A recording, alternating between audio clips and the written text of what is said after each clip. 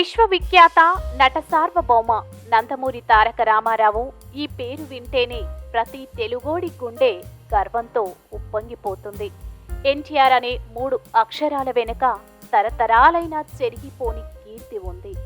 ఆయన్ను తలుచుకుంటే ప్రతి ఒక్కరి మదిలో మెదిలే రూపం వర్ణనాతీతం. ఆయన సినిమాలు అప్పటికీ ఇప్పటికీ ఎప్పటికీ అజరామరం.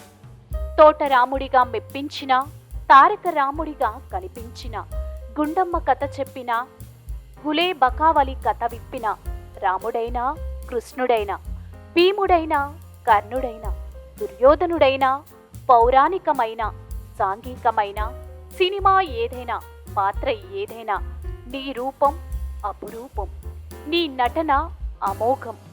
చిన్నప్పుడు టీవీలో యమగోళ సినిమాకి ఎంత గోల చేశామో, లవకుశ చూస్తూ ఎంత మురిసిపోయామో, మాయాబజార్ చూస్తూ ఎంత మైమరిచిపోయామో నీకేం ఎరుకయ్యా, మాకే తెలుసయ్యా.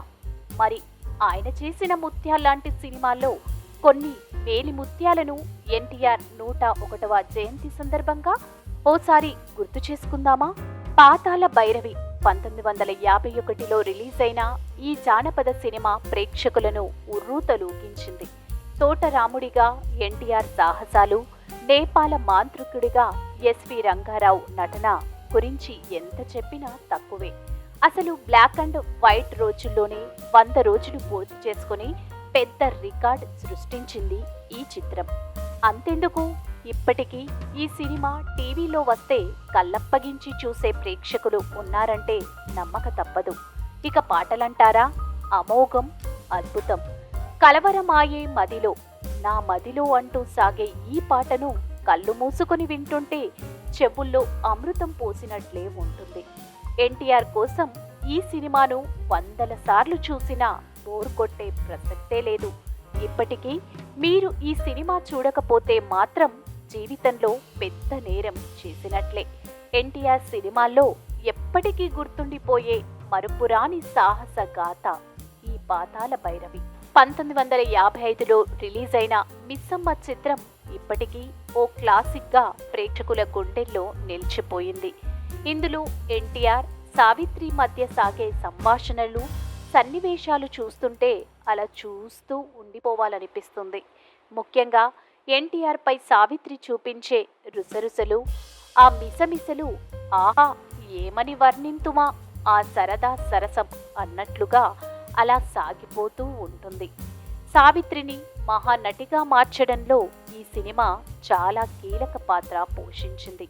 ఇక టిప్ టాప్ గా టక్ చేసుకుని ఎన్టీఆర్ వేసే కౌంటర్లు, డైలాగ్లకి హవ్వా అనాల్సిందే. ఇక ఈ చిత్రంలో అక్కినేని నాగేశ్వరరావు, జమున కూడా కీలక పాత్రలతో అదరగొట్టేశారు.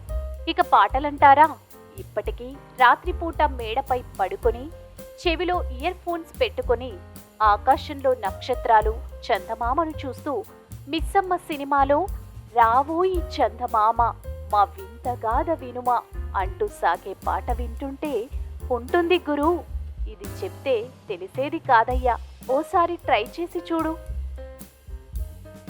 మాయాబజార్ 1957లో విడుదలైన ఈ చిత్రం తెలుగు చలనచిత్ర పరిశ్రమలో ఎప్పటికీ నిలిచిపోయే ఓ గొప్ప సినిమా. కృష్ణుడిగా ఎన్టీఆర్, బలరాముడిగా గుమ్మడి, అభిమన్యుడిగా ఏఎన్ఆర్, శశిరేఖగా సావిత్రి, ఘటోత్కచుడిగా ఎస్వీఆర్ చేసిన నటన చూస్తుంటే నిజంగా వీళ్ళే ఒరిజినల్ అనేలా ప్రేక్షకులన్నీ మాయ చేసేశారు. ఇక ఈ సినిమాలో మాయలు చూస్తే ఆ కాలంలోనే ఇంత టెక్నాలజీ ఎక్కడిదిరా సామి అనిపిస్తుంది.